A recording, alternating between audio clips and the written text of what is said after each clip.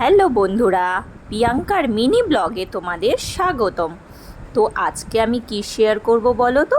একটা মেয়ে যখন মা হয়ে ওঠে না, তখন তাকে কত কিছুই না ফেস করতে হয় সেগুলো দেখো। আমাদের বিয়ে হয়েছিল 2019-এ, আমার বেবি হয় 2022-এ। এটা আমার তখন 6 থেকে 7 মাস ছিল। আর এই যে আমি খাচ্ছি, এটা হচ্ছে আমার 9 মাসের স্বাদ হয়েছে। এই দেখো আমার ছেলে হয়েছে 10 মাসে। জানো তো বন্ধুরা, আমার ছেলে যখন হয়েছিল তখন খুব ফর্সা হয়েছিল। আর যখন আমার ছেলেকে নিয়ে বাড়িতে চলে আসি, তখন ছেলেকে না ডক্টরকে দেখাতে গেছিলাম। ডক্টর বলেছিল একটু জন্ডিস আছে। তো জন্ডিসের জন্য কোনো সেরকম চিকিৎসার দরকার হয়নি, বলেছিল রোদে রাখতে। এবার যখন রোদে রাখা হলো না, ছেলেটার গায়ের রঙটা একটু কালো হয়ে গেছিলো।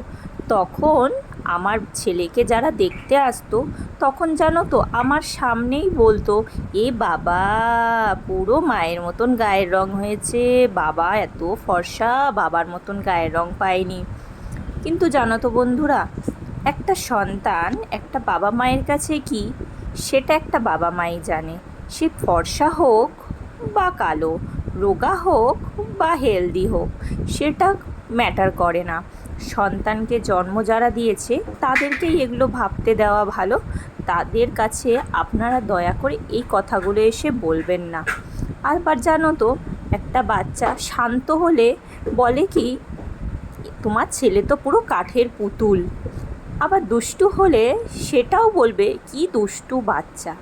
আবার জানো তো, আমার ছেলের মুখ থেকে এই যে নাল পড়ছে, কেউ কেউ বলতো কি, এ বাবা, মাটা মনে হয় কিছু খায়নি, কিছু মনে হয় খাওয়ার ইচ্ছা ছিল, খায়নি, তাই বাচ্চার নাল পড়ছে। আবার দেখো, আমার ছেলের মামা ভাতের সময় আমার দাদা একটু পায়েস মুখে দিয়েছিল, একটু কেক মুখে দিয়েছিল, ছেলের মুখে ভালো লাগছিল বলে খাচ্ছিল।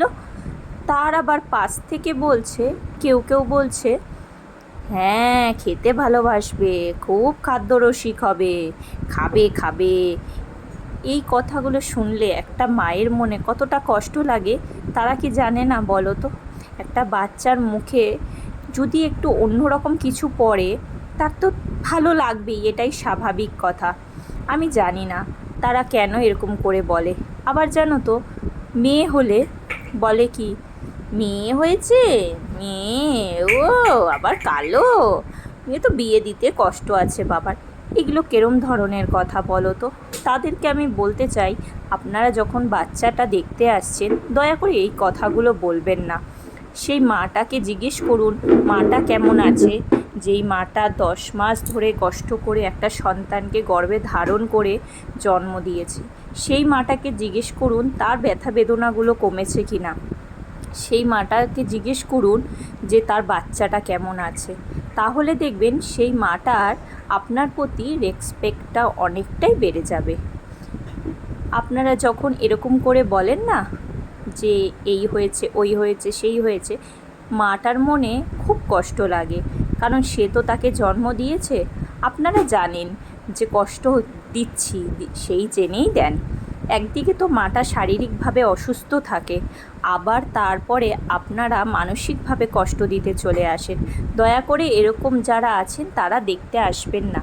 কোনো বাচ্চাকে আপনাদের মতন মানুষ যদি দেখতে না আসে, সেই বাচ্চার কিছু হয়ে যাবে না। তো থ্যাংক ইউ।